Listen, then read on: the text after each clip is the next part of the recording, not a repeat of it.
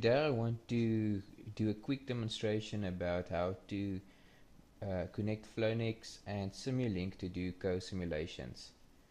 I'm going to start with a Flownex project that is already set up. It's just a simple pipe with a pressure drop over it, and the idea of this demonstration will be that I will change the upstream pressure boundary condition from Simulink, and we will then retrieve the mass flow value into Simulink. To connect to Simulink, we supply a block that can be used in Simulink. This block is in the form of a S function, so this is typically the block that you will use in Simulink. I usually just copy and paste it to new projects. This block is applied.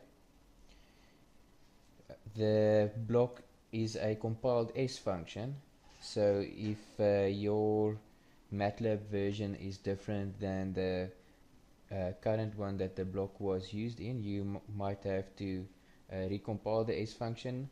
We provide a little script for it, so you can just change to your current folder to where these files lay and run compile, and it will generate all the code necessary for the S function block automatically. Using that block that I showed you now, I set up a little Simulink model.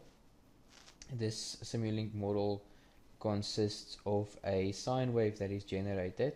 This will be our upstream pressure for our Flownex project.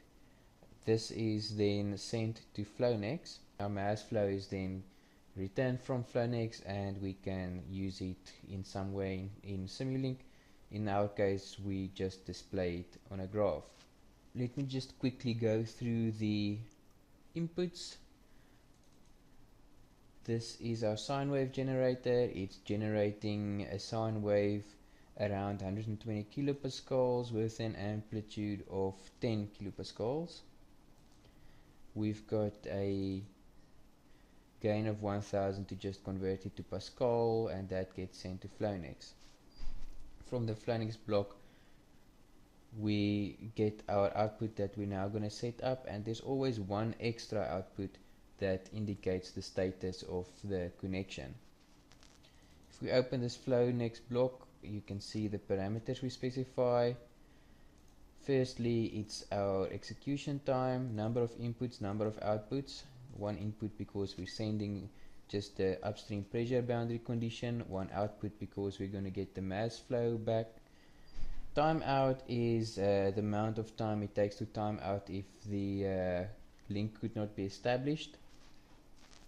And then importantly, this is a name that is used for a memory file, and the memory file is actually the mechanism used to communicate between Flownex and this Simulink block. This name is important. If this name doesn't correspond in Simulink and Flownex, then they can't read and write to the same memory file, and they won't communicate. So remember this memmap1. We'll use it now again. Now we can head over to our Flownex side.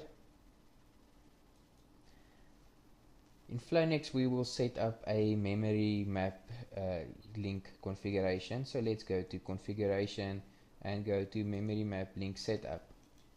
We add a new one. This is where I said the memory map file name is important. We used memmap1, and again we've got a timeout here. So with memmap1, the name, we need to add input variables. This is the variables that will be read from Simulink, and output variables is the variables that will be sent to Simulink.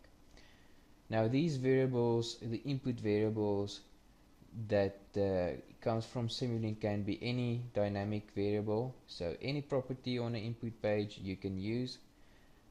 We're gonna of course use our upstream pressure boundary condition. Let's drag and drop that in there.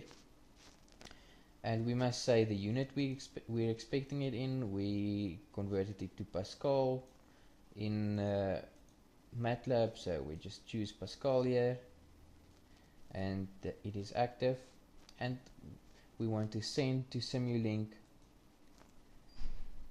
the mass flow in this pipe. We'll send it as kilograms per second, so everything has been set up.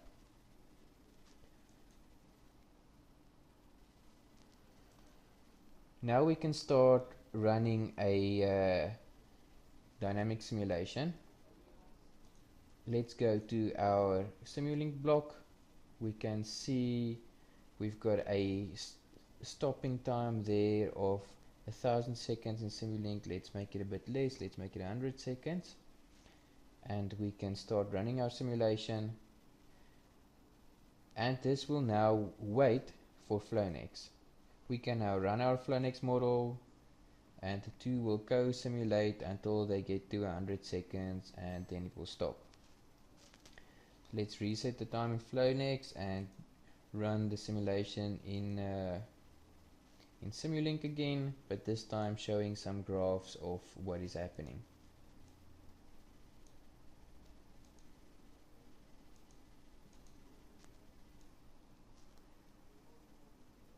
This graph we will use to show the input pressure, and we will show the mass flow.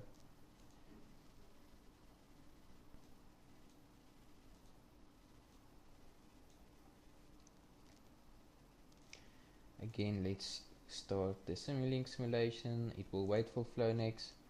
We'll run, and we can see our pressures, our sine wave that is used for our upstream pressure, and our corresponding mass flow.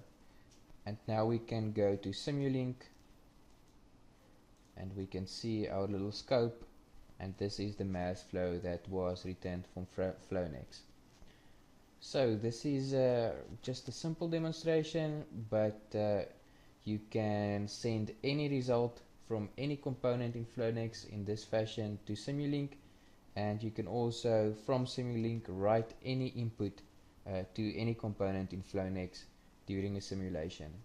Very easy to use and very powerful.